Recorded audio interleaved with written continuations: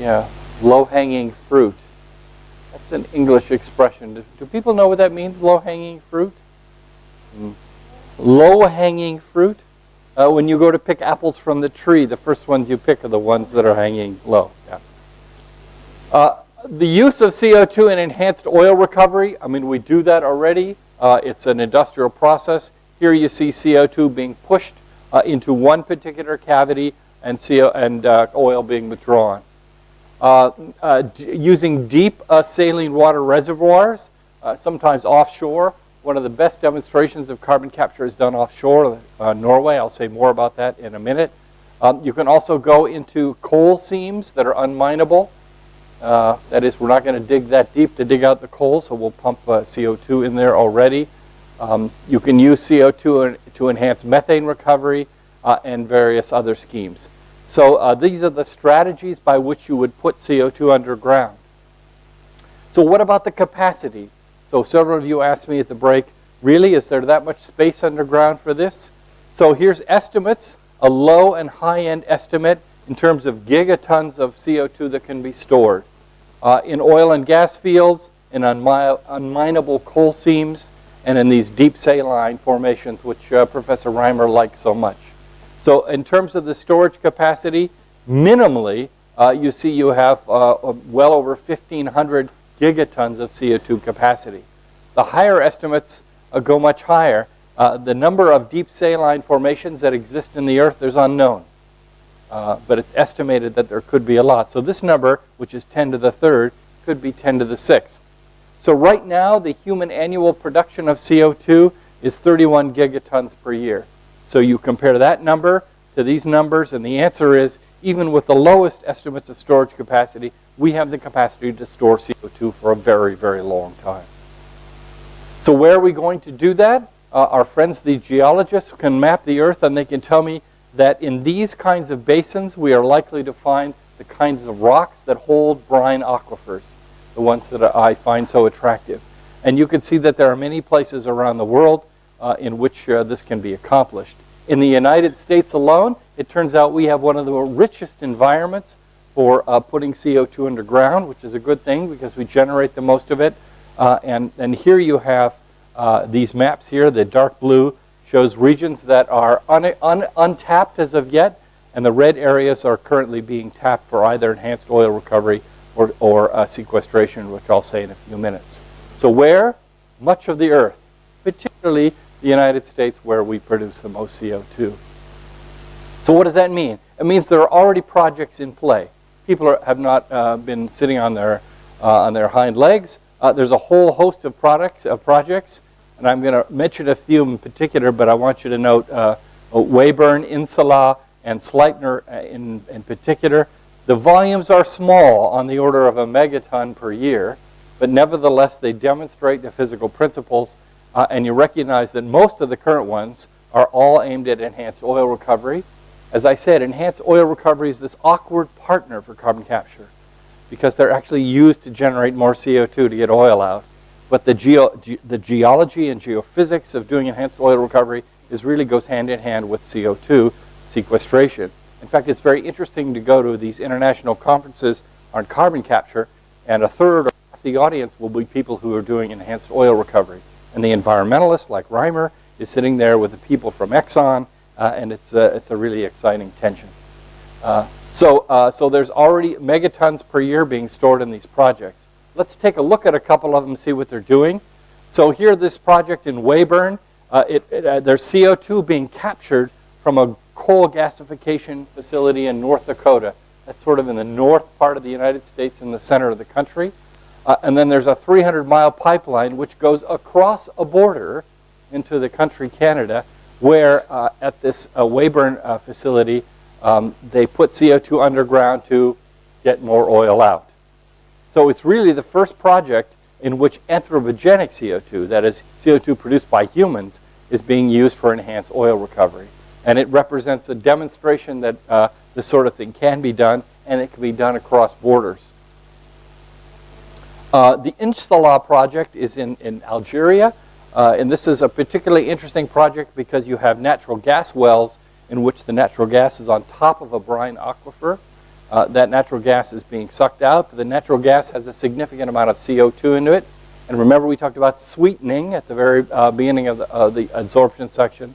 So you have a processing facility, which is an amine absorber, which is taking CO2 out of this stream and then injecting it sort of further downstream into the brine area.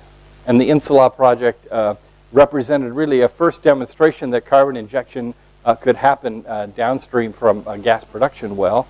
Unfortunately, this project was ceased because the people doing it really lost their incentives to do it.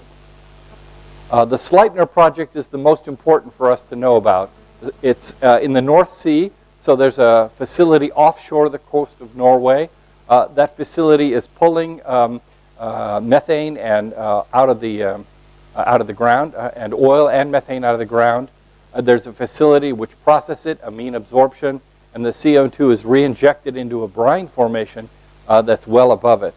This project has been in play for over a decade, and as you can see, the formation has a very large capacity because it's huge, and we've already put 11 megatons of CO2 in that facility already. It's highly monitored. The geophysics literature is filled with seismic and other studies of where the CO2 is and how it's progressing in time and how it's moving from fluids to bubbles to solubilized CO2.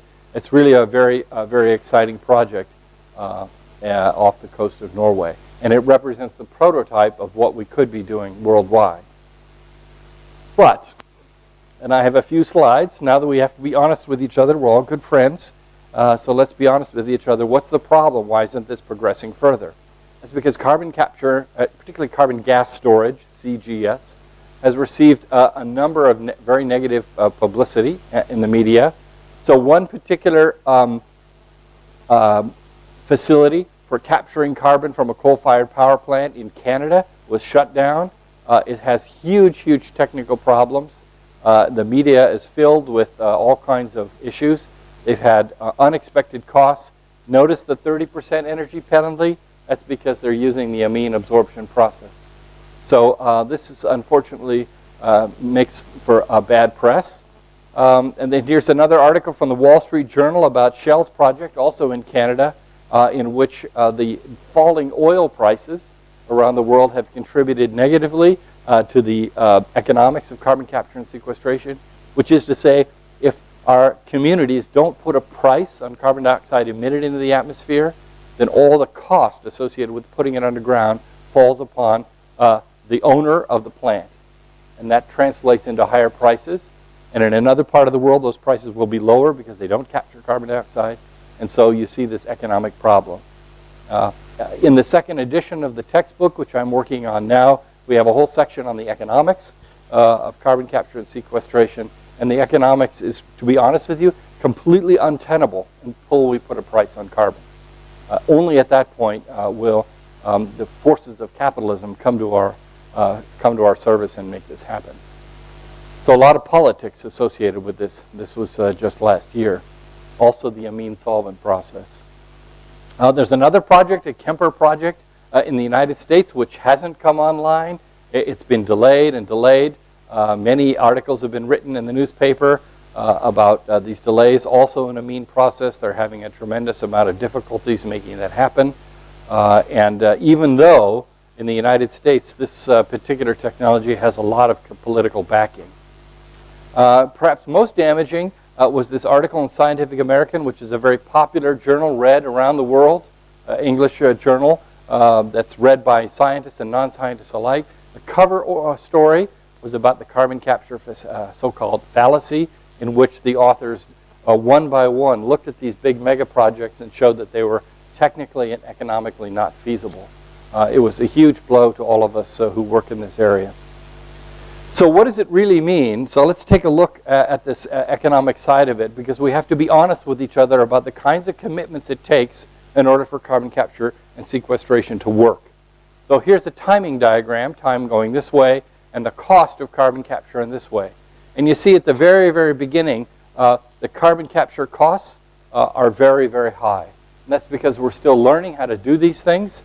And so what is needed is considerable subsidies if you're a producer of power, or loan guarantees from the government in order to experiment with these various technologies. And then as it gets more and more successful, the cost falls because you know what you're doing. And hopefully, then the carbon price, due to our policies, will increase. And so we'll reach a break-even point where we get wide-scale deployment when the price of carbon more than pays for the unit operation cost of carbon capture and sequestration. But I need to be very clear. Without this rising carbon price, there's no way we're going to do it. So what about the time and length scales of industrial scale gas sequestration and storage? So here's a picture of the United States in which we show the various basins laid out in brown here that are acceptable for holding brine. Here's the footprint of trapped CO2 in various test sites around the country, again, mainly for enhanced oil recovery. And then there are analytical models, as this paper shows here, in which they use these mass and energy conservation equations to predict when the CO2 is in bubbles, when it dissolves in the brine. So the solubility trapping, the gas trapping, and the mineral trapping are all captured. And the bottom line is, if you look at this, is we have 160 gigaton capacity in the United States without any unusual geology or geochemistry. So let's summarize where we're at with regard to carbon gas storage. These are the four mechanisms by which this happens. We reviewed them already. This is the barrier. This is the little droplets. This is the solubility and the mineral trapping. There are known geological formations that this can happen, and there are significant problems with public perception. And that still clouds our ability to do this particular capture. Now, again, during the course of the break, several of you came up to me and said, well, is this safe? Okay, and that's an important question. So what is the permanence of CO2 sequestration? So there are concerns. So one of them would be what I would call leaky geology. That is, here's a picture of an injection well. Here's my CO2 underground, and everything looks fine and well, but there's these little minor faults. These small geological faults are not easily measured by the existing seismographic techniques. And what you could have is one of these minor faults being a conduit for the CO2 to come back up into the atmosphere. And they're very difficult to detect. Another possibility is that the wells themselves are leaky. So remember, we punch a hole underground. We have this plume of CO2. But what about the farmer 2 or 3 kilometers away that punched a well, and somebody else that punched a well? So here's a picture. I know you can't see it very well, but you get the idea. This is a picture in Alberta, which is part of Canada, and every one of those dots represents a well. And all those holes have been punched in the ground. And you assume that the owner of those holes was a good steward of that event, and when they were done with the well, they capped it properly. That is to say, they put a plug of cement inside the well, and they used the appropriate technology. Well, how likely is that to happen? Well, I can tell you an example. There was one large oil company that didn't use the right technology, and it's BP, and there was a huge accident in the Gulf of Mexico a few years ago, a big blowout of a well because this cement capping was not done properly. So how can we assume that the owners of all these wells have been good stewards and capped it properly? And the answer is we can't. And so this is a significant risk. So this cartoon demonstrates, I think, best all the risks and all the physics that's sort of happening. I like this cartoon very much. It came from my colleagues at the Lawrence Berkeley National Lab, the co-authors of the book. And so you recognize here, for example, is my CO2 injection well. And this is what I hope is happening. But of course, here's an old well here. And there's some sort of a leak along this way. And this could deliver CO2 directly to the air. For example, there could be a fault in which CO2 then leaks back up to the atmosphere and forms a plume. There could be leaks that deliver CO2 into the groundwater. So as much as I like fizzy, bubbly water, having it in our groundwater is not a good idea for a lot of reasons. And so all kinds of monitoring has to happen. We need some special wells. We need to use seismographic techniques, satellite data. All kinds of measurements need to happen in order for us to feel secure about where the CO2 has gone. So I'm going to walk through a few of these in a little more detail, but this is the big picture for where we are headed. So the potential impacts then vary with depth, and the significance of the impact, human health significance is here. So notice a ground plume. Why are we worried about a ground plume? Because it has happened. It was a natural gas, a natural CO2 underground, a lake in Africa, and the CO2 bubbled up through a natural process unexpectedly, and about 1,000 people died. You can't smell CO2. They just asphyxiated. CO2 is heavier than air. And so a ground plume represents the most serious hazard. Intrusion into our drinking water is a huge problem, and induced seismicity is a huge problem that have to be thought about for this. So here's an article from the U.S. New York Times about the state of Oklahoma. Oklahoma is one of the places in the United States in which these advanced techniques for recovering oil and natural gas underground, so-called hydraulic fracturing or fracking.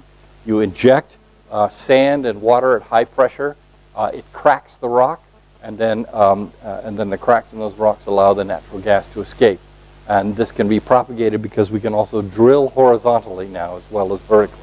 And so a lot of media has been associated with the earthquakes that are appearing from this fracking process. And if you read this carefully, you'll see that the authors of the New York Times are concluding that we have to stop pumping water underground. Induced seismicity is not unusual. Here's where I live, right here in the San Francisco Bay Area. Here's the city of San Francisco right here. Here's where all the great wines are, right here. And then right up here is a place where we generate power by injecting water underground where it's hot, steam forms, the steam comes up, drives a turbine. Geothermal energy. It's a huge power plant and contributes significantly to California's energy profile. And these little dots represent earthquakes. Every hour or two, there's a 2 or 3.0 earthquake in that area, and it's been going on for a long time. And the reason is because if you look at what it takes for a rock to fracture, you go to a certain depth, and the rock is under a certain hydrostatic pressure. And if you add a fluid to it, you increase that pressure, and at some point in time, you exceed the fracture stability of the rock cracks, and you get a slippage and or an earthquake. Injection-induced earthquakes are also happening in Oklahoma, where a lot of fracking is occurring. It's also happening, here's another article about a huge earthquake, road-splitting earthquake.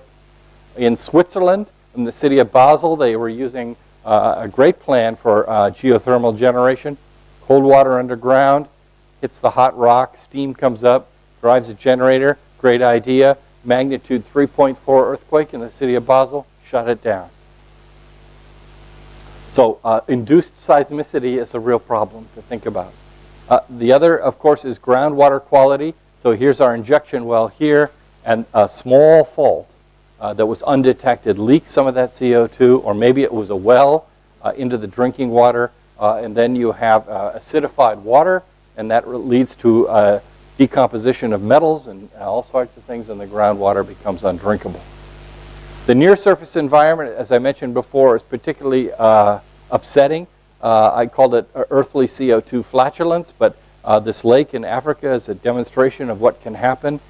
Completely unsuspecting to the people in the community, a plume of CO2 appears, and death ensues.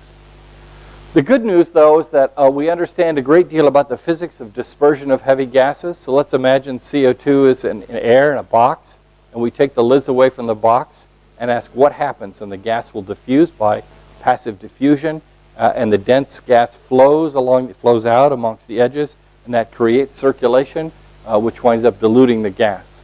And so if you do a mathematical analysis of the dispersion, you recognize that over 200-meter length scale, we're already down by a factor of 10 squared or 10 cubed in the concentration of CO2.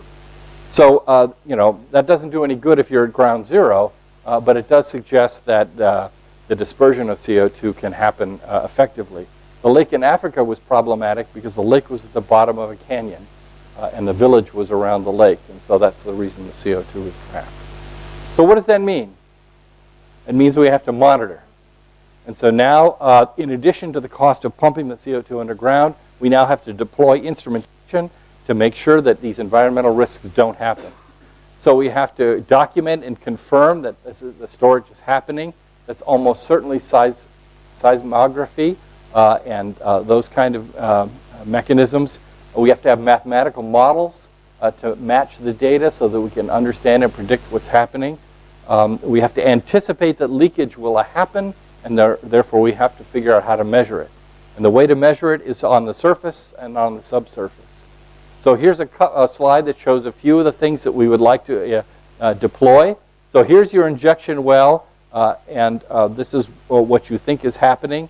And then you need some monitoring wells. Here's a deep one in which there are devices placed along the way, and they can be seismic, they can be pressure, temperature, composition, and so that you can have seismic waves generated on the surface. They're reflected at these measuring points, and you can discern the plume of CO2. I didn't bring any of those slides. Some of them are in the book. The technical details are a little heavy, but it's actually quite fascinating that you can image on the kilometer length scale these plumes of CO2 by having microphones underground and setting off explosions on the surface, or just having a metal rod slam against the surface. That's how sensitive these things are. And of course, you definitely want to have simple CO2 detectors on the surface. And so, you know, these are all the tools that we need. So the challenges then for monitoring is we need to monitor for long periods of time. If we're going to pump CO2 underground for 50 years, we need to monitor probably at least 50 years after that happens. We need time resolution. We need reproducibility. We need space resolution. It has to be cheap. And the sensors have to last, for example, underground in brine at a pH of 3.5, 100 and some odd degrees C, and 40 megapascals pressure. So if you're a chemical/electrical engineer and you make sensors, just think of that kind of environment and you recognize how challenging it would be. Nevertheless, there are deployments already of these kinds of monitoring schemes, and they can work. So there are significant problems with the public perception of CGS. That's only going to be solved when it's done successfully, and that probably means not using amines. The environmental risks are known and require substantial monitoring, and this is an additional cost to CGS. That's a cost you and I will have to bear either directly when we buy power from the power company, or indirectly through the use of a carbon tax. So that's all I would like to say today about geological sequestration. And this allows us to turn to the last topic, which is what other schemes do we have in mind for mitigating climate change? Obviously, dealing with CO2 is only one of them. So let's spend a few minutes together, you and I, maybe a half hour or so, and maybe longer, depending how quickly I speak. And I know Professor Singh wants me to slow down. It's hard for me to slow down. I love this topic so much. Let's talk about climate intervention and negative emission technologies. So climate intervention means that I want to step inside of the planet and figure out a way to deal with climate change. And remember, I showed you this lovely circuit, which is a way to think about our role. So here we are. You and I have made a decision that for our family, for ourselves, to honor God, for whatever reasons, we've decided to make some efforts at conserving how much we buy and consume. We've decided that we will consume less energy and build efficient devices. And we've decided to deploy low-emission carbon technologies, and in particular, perhaps carbon capture and sequestration. So that's what I call the mitigation side of the ring. But there's another way, and that is we say, climate change is happening, it's going to happen, and let's develop intervention strategies that decrease the amount of CO2 or the impacts of climate change. Same goal, different way to go about it. These people have given up and are ready to change the planet, and these people say, no, we can fix it all. Okay? And we all get along together, don't we? So what about solar geoengineering? If the planet is warming up, why don't we cool it down? So there's interesting ways to do that. So climate intervention, let's look at these words carefully, seeks to produce a change in some aspect of the climate. So for example, the temperature. And that includes something to remove CO2 or other greenhouse gases from the atmosphere, or to change the Earth's radiation balance, and sometimes referred to as albedo modification. This is not the same as capturing CO2 from a coal-fired power plant.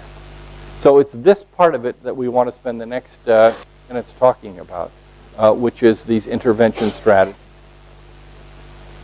So one way to imagine intervening on behalf of the planet in terms of the temperature is to shield it from sunlight. So one way is to put aerosols in the stratosphere. We could use satellites to put giant reflectors in the orbit.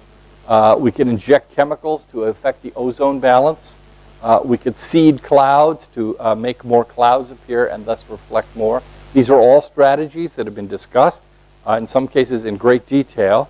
And we're going to come back and look at some of the challenges. But you can imagine for a moment the cost of putting giant reflectors in orbit.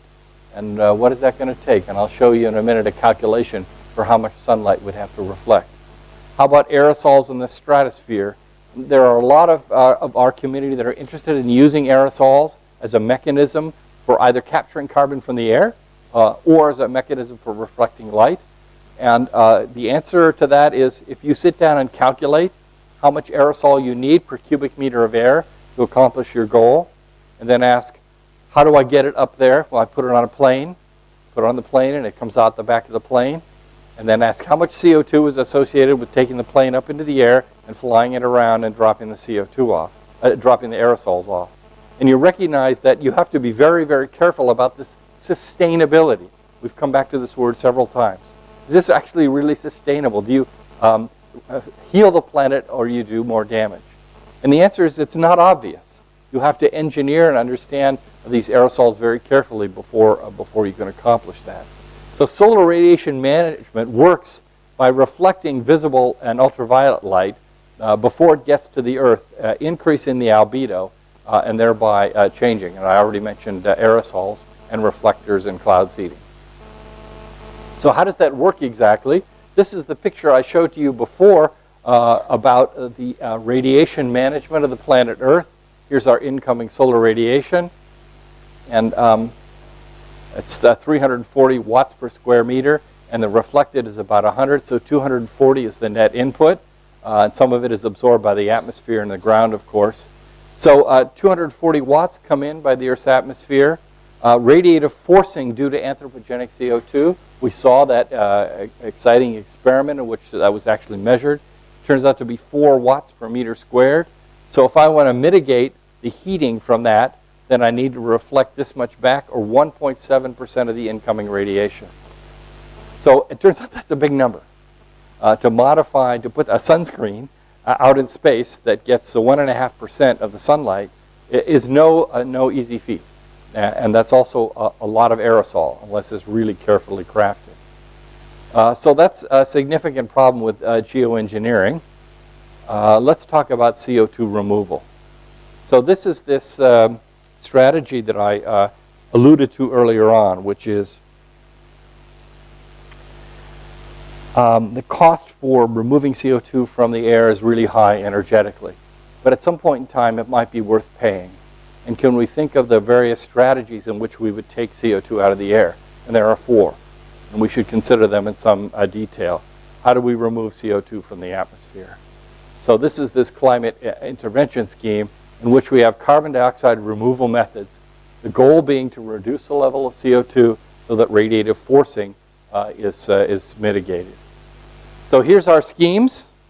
This is a cartoon that shows exactly what you could do. Let's fertilize the ocean so that the algae in the ocean takes up the CO2 from the air. The algae die, sinks to the bottom of the ocean, and we're pulling CO2 out of the air. Or we could increase the alkalinity of the ocean by pumping sodium hydroxide into the ocean and thereby increase the solubility of CO2 in ocean waters. Let's put some chemicals on the rocks so that CO2 and water react with those chemicals much more quickly than they do already. This is called accelerated weathering, And remember when I talked about the carbon cycles? One of those geological cycles was to take CO2 from the air, react it with minerals, get into the ocean, subduct it underground, and that's part of that cycle.